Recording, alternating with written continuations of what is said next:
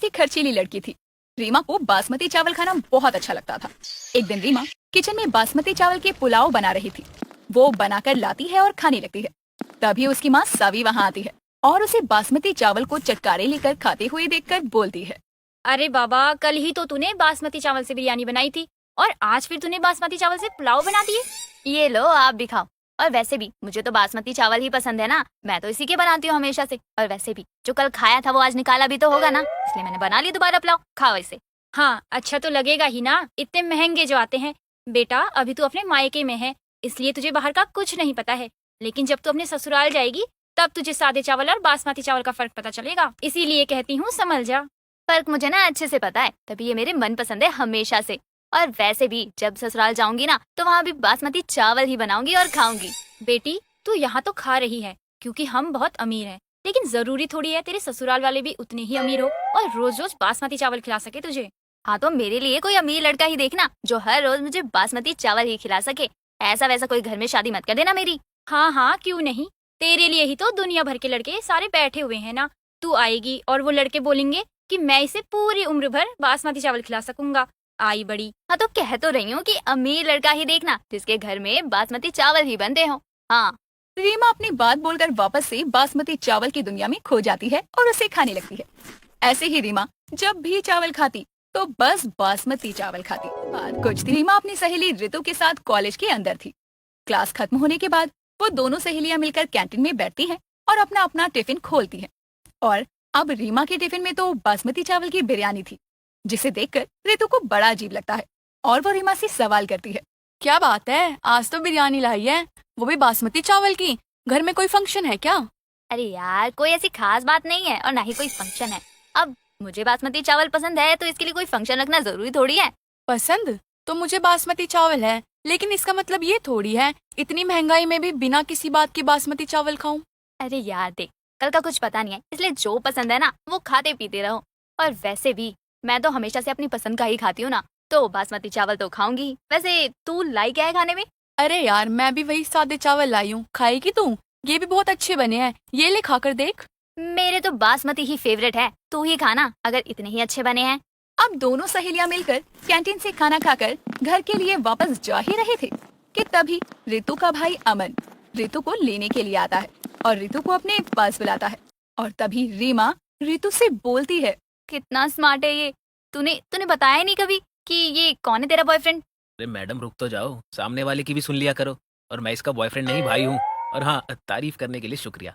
यार, तो छोटी बच्ची है क्या? तेरा भाई तुझे कॉलेज से लेने आया है।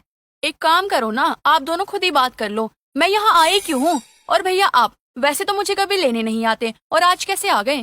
वो क्या है ना, मैं आज जल्दी घर जा रहा था तो सोचा कि रास्ते से तुझे भी ले चलूं। ठीक है, ये मेरी दोस्त रीमा है, आप इसे भी घर छोड़ दो ना प्लीज। अब इन्होंने तारीफ की है तो घर छोड़ना तो बनता है ना। और वैसे भी ये इतनी खूबसूरत है कि इनके साथ मेरा सफर तो एक सपने जैसा है। भैया, ये मेरी दोस्त है तो ज्यादा ना लाइन मत मारो, समझे? हाँ, तो मैंने इसकी तारीफ की है क्योंकि ये स्मार्ट है और मैं भी तो सुंदर हूँ, तो मेरी भी तो तारीफ बनती है ना। तीनों एक साथ वहाँ से निकल जाते हैं। अमन पहले रितु को छोड़कर फिर रीमा को छोड़ने चला जाता है और दोनों में बहुत सी बातें होती हैं। दोनों कुछ ही समय में एक दूसरे को पसंद करते हैं और एक दूसरे के करीब भी आ जाते हैं। कई दिनों की बातें और मुलाकातें अब प्यार में बदल जाती है। दोनों अपने अपने घर बता देते हैं कि वो एक दूसरे से शादी करना चाहते हैं और परिवार वाले भी घर खानदान और लड़की लड़का देखकर इस रिश्ते के लिए रजामंदी देते हैं। शादी के अगले दिन रीमा घर में सबके लिए पुलाव और पनीर बनाती है और सबको परोस देती है। आज रीमा की पहली रसोई थी और सबको ये अच्छा लगता है कि उसने पुलाव बनाए। और वहाँ रितु, अमन और रीमा की सास सीमा तो मौजूद थे ही। सब खाना खाकर तारीफ करते हैं और रितु बोलती है, वाह सीमा, आज तो पुलाव बनाया है, खाने में तो बहुत मजा आएगा। राम राम राम, अभी तो नई नई शादी करके आई है और अभी देखो कितना खर्चा बैठा दिया। अब पता नहीं आगे क्या ही करेगी। मैं भी सास हूँ, आज तो कर लिया और मैं चुप रह गई क्योंकि नई नई शादी हुई है, लेकिन आगे ऐसा नहीं होने दूंगी मैं। आगे मुझे अपना घर भी चलाना है। क्या हुआ माँ, आपको अच्छा नहीं लगा क्या? रीमा ने इतना अच्छा खाना बनाया है। अरे अपने मायके से थोड़ी लाई है बासमती चावल, आते ही खर्चा करने लग गई मेरा। अब फालतू की बात क्यों सोच रही हैं? अभी जो सामने है उसे एंजॉय कीजिए ना। मायके से ना सही, लेकिन मेरे ससुराल से तो है ही ना। अरे नहीं तो क्या, आप इंजॉय करो यार। वैसे भी आज बना है, जरूरी थोड़ी है रोज रोज बनेगा। रोज खाती हूँ मैं तो। अरे हाँ, अब भाभी बन गई हो तो कुछ भी मत बोलो और अपनी बासमती पुलाव खाओ। रितु रीमा को वहीं चुप करवा देती है और सभी लोग साथ में खाने में मगन हो जाते हैं। अब शादी के बाद भी रीमा रोज रोज बासमती चावल बनाने लगती है और जब भी उसका मन करता वो चावल चढ़ा दिया करती।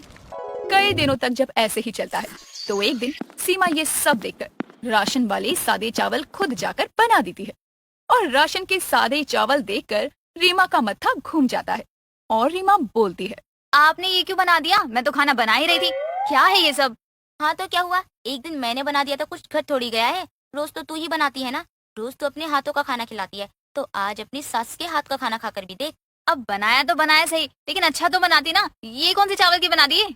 बहू पाप लगेगा, ऐसे अन्न को ना गंदा नहीं बोलते हैं।